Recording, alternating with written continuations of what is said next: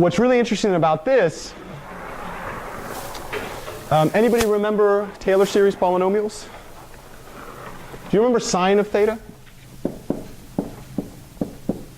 Sine of theta was the sum from k goes from, depends on you want to start at 0 or 1, to infinity, 2k plus 1 factorial, negative 1 to the k, I believe, times x to the 2k plus 1, right?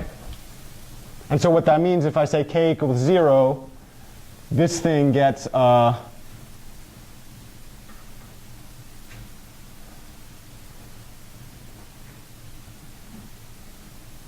would get a positive, right? Yeah, so the k equals 0 case would be 1 over 1 factorial times x, right? Minus 1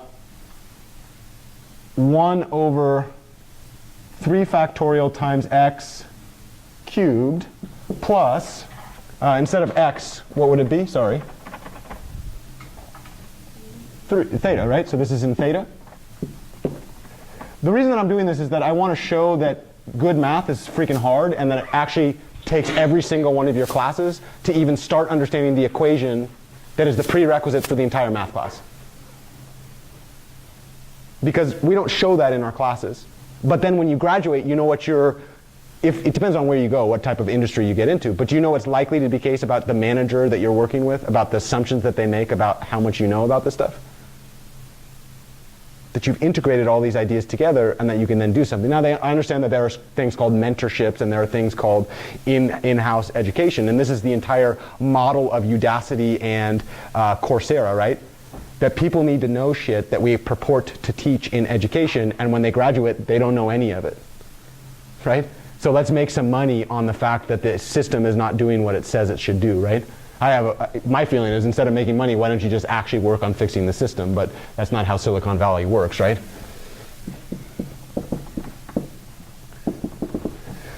Okay, so do you know what happens when the angle theta is really, really close to 0?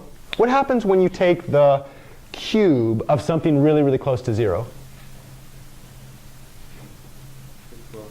Yeah, so the idea is, if theta, whatever that theta is a lot smaller than 1.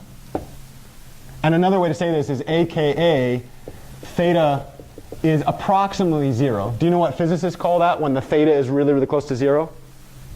Small angle approximation? Yeah. Yeah. Sometimes they call it 0.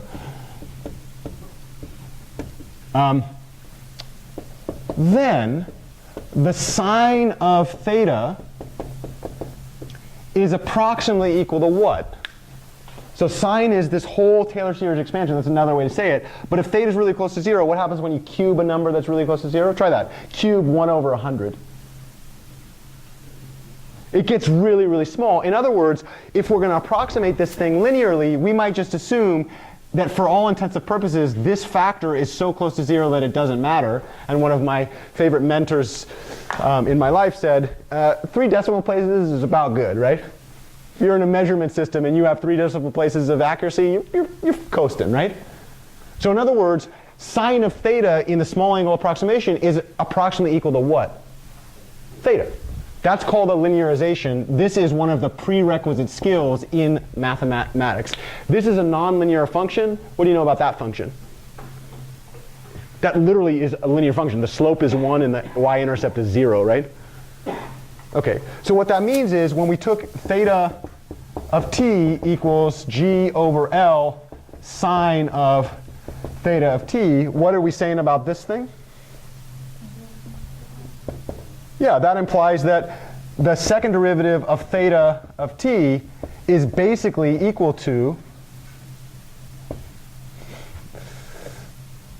this is where the approximation happens, right?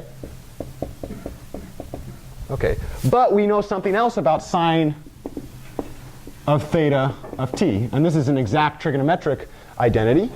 Let's take a look at it. We're working. What do you know? So this thing right here was u2 of t. This thing over here was u1 of t, because those are the displacements, right? This is L.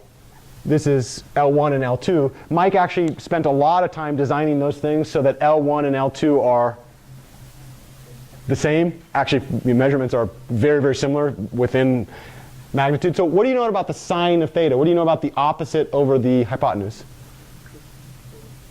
Sine of theta is equal to u1 over L1. Sine of theta 2 is equal to u2 over L2. That means sine of theta I is equal to what? What is sine of theta I equal to? Okay. Which implies that this thing, what did we say sine of theta was approximately equal to? Theta sub I. So now I have theta sub I is approximately equal to u sub I of t over L sub I. What does that immediately mean about the second derivative of theta sub I? Well, what happens if I take the second derivative of a function, and that function is just some other function divided by a constant?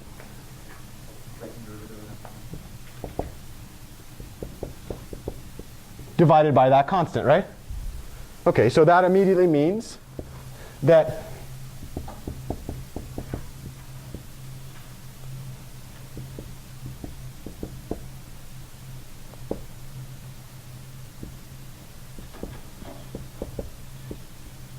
what did we say about theta? Okay, so what does that mean about how many L's do I have on the left-hand side? 1. How many do I have on the right-hand side? 2. So now I have that the second derivative of the displacement is going to be negative g over L times the displacement itself. And the claim is this actually gives two different equations. It says u1 of t in second derivative is going to be negative g divided by L times u1 of t. And it also says that the second derivative of the second function is minus g divided by L times u2 of t. Which means the dynamic of the pendulum is now discussed in the frame of reference to measure the displacements.